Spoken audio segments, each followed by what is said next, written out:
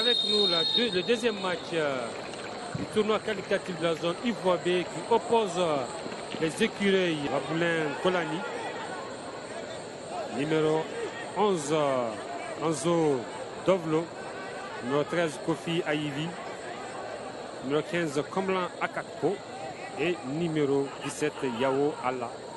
Là, les 11 premiers entrant côté épervier du Togo. Quant aux écureuils U20, dans les buts, nous avons Dawa. Vous savez, le nom n'est plus motif. Il est du Nigeria, cette fois-ci, je crois. Voilà. Et le quatrième officiel, il est du Nigeria également, Joseph. Et le coordinateur général, je ne vois pas bien son nom, Blaziz. C'est voilà, c'est Boubacar. Et les Togolais qui poussent. Blaziz, les Togolais qui veulent mettre en tout cas une même mise sur cette recherche de ces repères. Et comparé aux Togolais qui se connaissent parfaitement.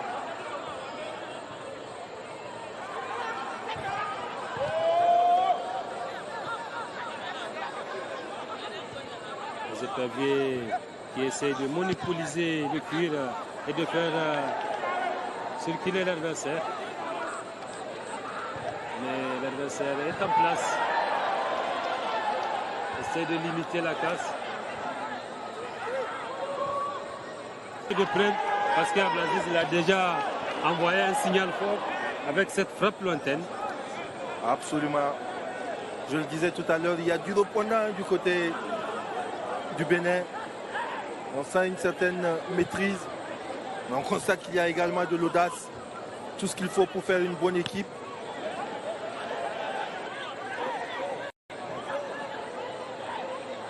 Contre 3, il y a peu de chances pour qu'ils reprennent cette balle. Mais c'est fait. Si la balle sera perdue et récupérée à nouveau par la Béninois. Ça va arriver cette passe. Et... Oula!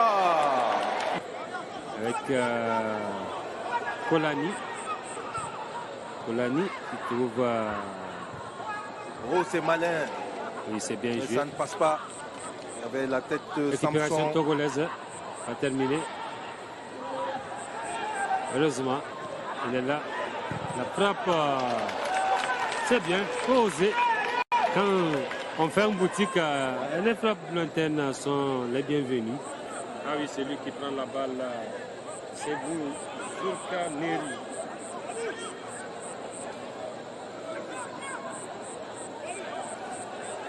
Avec son pied gauche, il peut faire mal. Hein. On l'a vu tout à l'heure s'essayer. Et là, il a une puissante frappe de balle. Maintenant, est-ce qu'il réussira faut-il qu'il cadre à la mettre au fond? Non. Le ciel n'est pas allongé. Avec Komi. On va revenir sur les bases ailleurs avec Dotsi qui cherche une solution. Essaie de trouver en profondeur le numéro 7, Echri. La pêche sportive quand même du côté. Le gardien béninois Dava Agossa qui a pris un coup. Parce que Echri a laissé traîner son pied. Et voilà Echri. Joueur de Tambo. Togo, équipe nationale.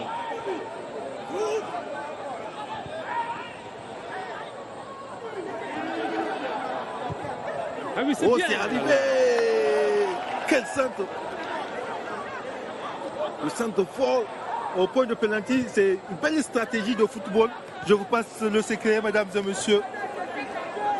Aussi, Jardin Shakiri, avec sa petite taille, mais son pied gauche assez dévastateur. Bien, Blaziz, c'est la pause ici au stade Général Sénégounché. 0-0 entre le Togo et le Bénin. Et il y a eu du jeu, mais pas de but. Oh, absolument, il n'y a pas eu de but, mais on a vu du jeu, deux styles de jeu. Un jeu d'école, notamment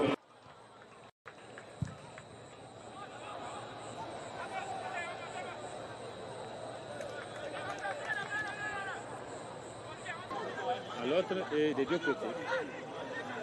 C'est ça la beauté de cette partie.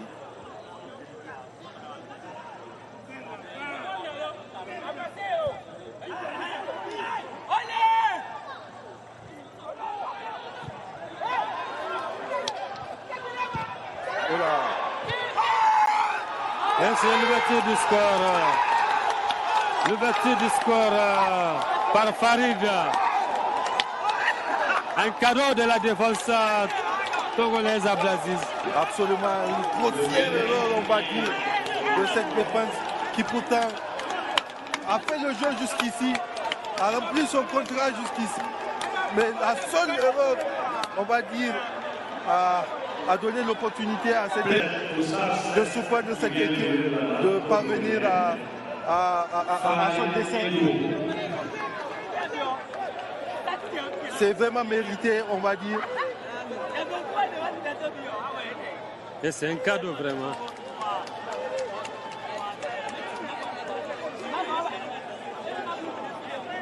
C'est pas poser de questions. Il sait que le portier n'est plus dans sa cage. Il a juste envoyé la balle et il a bien placé à Blaziz. Ça a suffi.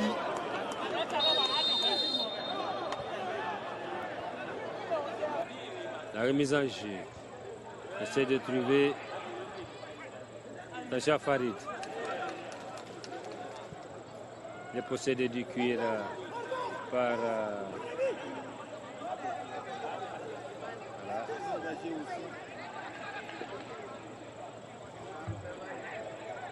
Attention. Comment il a pu rater ça encore, Zukaleni? Zukaleni qui ne comprend pas ce qui se passe.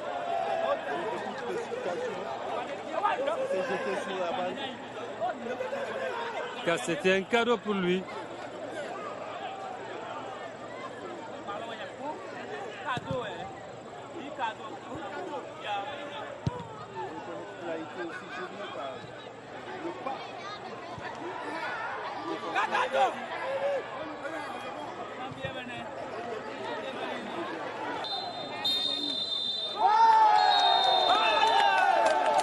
Et c'est terminé à Blaziz. C'est l'équipe du Bénin qui s'impose ici au stade Général Séné-Kountché pour ce deuxième match de la compétition. 1-0. Alors, qu'est-ce qu'on peut retenir de cette confrontation alléchante? Que le Bénin vient de prendre 3 points mérités, véritablement, on va dire, même vient d'arracher une